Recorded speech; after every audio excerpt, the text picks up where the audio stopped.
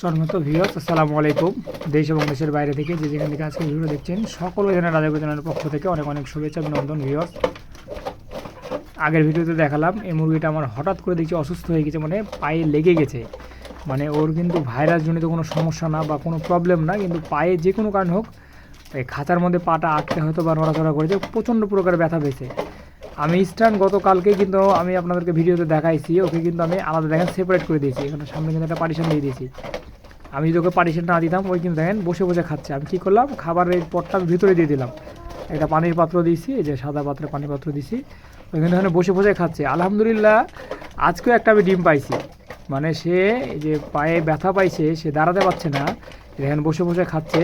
এই অবস্থায় আমি তার ডিম পেলাম। তাকে যদি আমি একটু যত্ন নিই ওই কিন্তু সুস্থ হয়ে যাবে। কিন্তু আমি যদি ওকে আলাদা না করতাম, এখানে পার্টিশন আমি দিচ্ছি, পার্টিশন যদি না দিতাম তাহলে এরা কিন্তু ওকে টুকরাটুকরি করতেছিল। আর আপনাকে কিন্তু বুঝতে হবে যে আপনার এই দেখেন এরপরে একটু প্রবলেম, পা ফোলা প্রচণ্ড পরিমাণ ফোলা। কী কারণে ফোলা এটা কিন্তু বুঝতে হবে, দেখতে হবে। পা ফোলা কিন্তু ন্যাংরাচ্ছে না, তার মানে সুস্থ আছে। তো যাই হোক, যেটা আমি আপনাকে বলতেছিলাম যে আপনাকে আপনাকে হচ্ছে মানে পদক্ষেপ নিতে হবে। তো যদি বসে বসে খাওয়ার ব্যবস্থা না করতাম তাহলে কিন্তু অসুস্থ হয়ে যেত, এরা ওকে ঠিক মতো খেতে দিত না। আর এই মুরগিটা মানে সাইজে মোটামুটি যে লাল লেয়ার মুরগি আছে ঠিক সেই রকম ওর ফিটনেস হয়ে গেছে। কিন্তু ওর একটা প্রবলেম আছে, ও কিন্তু রেগুলার ডিম দিচ্ছে না। আমার মনে হয় মাসে 2-3টা ডিম দিই কেন সন্দেহ আছে, কারণ ওকে আমি মোটামুটি 10 দিন আলাদা করে রেখেছিলাম, একটা মাত্র ডিম পাইছিলাম। তার মানে একে কিন্তু খামারে রাখা যাবে না, ওই যতই সুন্দর হোক, ওই যতই বড় সড়ো হোক, ওকে কিন্তু রাখা যাবে না। এর মা যেটা ছিল এই কিন্তু মানে এক ডিমের মধ্যে 2টা কুসুম দিত এবং কি বড় বড় ডিম দিত, কিন্তু একদিন পর পর ডিম দিত, কিন্তু এই দিচ্ছে আরও কম। তার মানে এটা যদি এরকম ধরনের মুরগি যদি আপনার খামারে থাকে এটা কিন্তু আপনার জন্য লস প্রজেক্ট।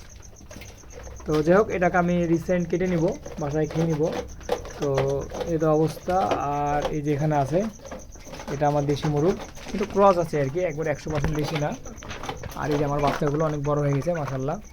এই যে বাচ্চাগুলো ওই জন্য আমি তুলেছিলাম, বাচ্চাগুলো বড় বড় হয়ে গেছে আলহামদুলিল্লাহ। মোটামুটি 9টা বাচ্চা আছে, 9টা সুস্থ আছে, ভালো আছে। আমি এদেরকে খাওয়াচ্ছি তীর কোম্পানির হচ্ছে গিয়ে আপনার মানে সোনালি গোয়ার, যেটা ওটা আপনি যে কোনো কোম্পানির খাওয়াতে পারেন, নারিশ খাওয়াতে পারেন, আরও যেগুলো ভালো ভালো কোম্পানিতে খাওয়াতে পারেন। তো সবাই ভালো থাকবেন, সুস্থ থাকবেন। আসসালামু আলাইকুম ওয়া রাহমাতুল্লাহ।